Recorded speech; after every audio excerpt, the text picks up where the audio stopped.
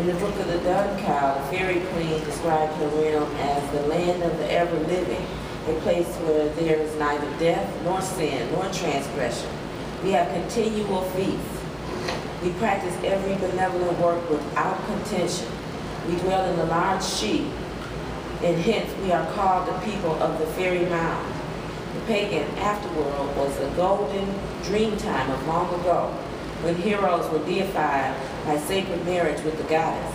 The great god Lung, father of Ireland's dying savior, Chulan, came out of the chambered underground of Tara, where dwell the fourth race of gods who settled in Ireland. They are the glorious and golden giants, Tuatha, Danan, the people of the goddess Dana, first used gold and silver in the age of bronze. They first cleared the land, first drained the swamps. They built the great temples of stone like the one they sent to Britain, Stonehenge. When conquered, they retired to their underground barrows or seaweed, where they still live today. Fairy mounds were entrances to the pagan paradise, which might be located underground or underwater, under hills on distant islands across the Western Sea where the sun died. The fairy queen was obviously the ancient fertility mother, like Demeter or Ceres. The William of Albering said in the 13th century she was called Abundia or Dame Abundance. She was also called Diana, Venus, Hecate, Sibyl, or Titania, a title of Cretan Rehan, as ruler of the earth spirits called Titans, predecessors of the Olympian gods. See Titania. She had all three personae of the triple goddess, including the death-dealing crone, which is why an Irish title, Beansy, woman of the fairy mounds, was corrupted into Banshee, the shrieking demoness whose voice brought death. In the form of the triple Morrigan, she sang of blood sacrifices related to springtime renewal of vegetation. A variation on her title was the notorious Morgan Le Fay, or Morgan Le Fairy, also known as the death goddess, Morg Le Fay. The romance of Lancelot de Lac spoke of the fairy queen in another incarnation as Lady of the Lake. The damsel who carried Lancelot to the lake was a fae. And in those times, all those women were called fays, who had to do with enchantments and charms, and there were many of them then, principally in Great Britain, and knew the power and virtues of words, stones, and of herbs. The knights were forbidden to speak their names for fear of betraying them to Christian persecutors. Secrecy attended many aspects of the fairy religion, for the very reason that it was carried on clandestinely under the dominant religious system that threatened its practitioners with torture and death. One of the charges that sent Joan of Arc to the stake was that she adorned the fairies and did them reverence. A legend repeated by the gypsies said if man found the statue of a naked fairy in the ruins of pagan temples or tombs, he should embrace it with love and eject semen on it. Then, like Himalayan's Galatea, the fate would come to life in his dreams and tell her lover where to find buried treasure, and she would become his fortune. He would be happy with her forevermore, provided he agreed never to set foot in a Christian church again as long as he lived. This idea of fairy fortune might be traced all the way back to ancient customs of matrilineage inheritance and the matrilogical marriage, characteristic both of the Bronze Age myths and of fairy tales. The fairy tale hero rarely brought a bride to his own home. Instead, he left home to seek his fortune, which usually turned out to be a foreign princess won by trial and wedded in her own country, which the hero afterward helped rule.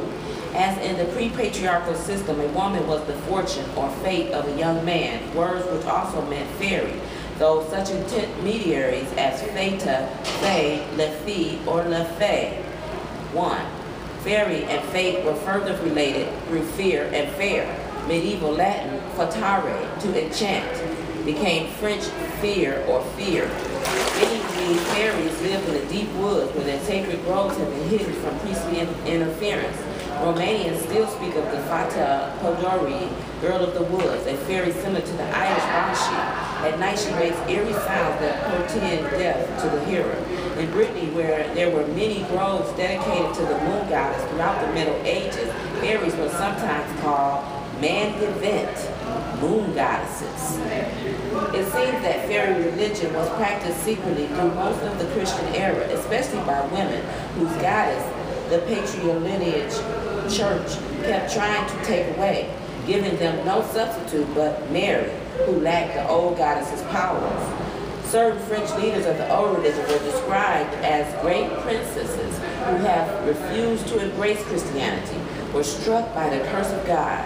Hence, it is that they are said to be animated by violent hatred of Christian religion and of the clergy. Sometimes they were called Corrigan, Corrig, or Core, perhaps devotees of the Virgin Core. A Burton lady said, there are 9 Corrigan who dance with flowers in their hair and robes of white wool around the fountain by the light of the full moon. They seem to have been old women who use masks or makeup. Seen at night or in the dusk of the evening, their beauty is great, but in the daylight, their eyes appear red, their hair white, and their faces wrinkled. Hence, they are rarely let themselves be seen by day. As the late in the 17th century, it is said that there were shrines kept by 1,000 old women who taught the rites of Venus to young maidens and instructed them in fairy feats like shape-shifting and raising storms. They were known as the Fatu, or Faticate, Cereses, or sometimes Bonnie Fields, good girls. Norwegian, Scottish, and Irish Christians claim the fairies were offspring of the fallen angels. Like the non-fallen angels, they carried off souls of the dead. Any who happened to die at twilight, the fairies' hour between day and night, would find themselves in fairyland, between life and death, or between heaven and hell. Such legends reflect ancient views of the afterworld, or without either punishment or reward, but only a way station in the karmic cycle, which is why fairies were like the undead, able to emerge from their tombs at will. As psychopomps, they were the same as Valkyries or Hindu Asaras, the heavenly nymphs who became parrots, fairies in the Middle Eastern countries where the old religion was also maintained as a subcurrent in patriarchal culture. Certainly one of the strongest attractions of the fairy religion was its permissive view of sexuality, typical of ancient patriarchal societies living on its contrast to the harsh anti-sexual attitudes of orthodoxy.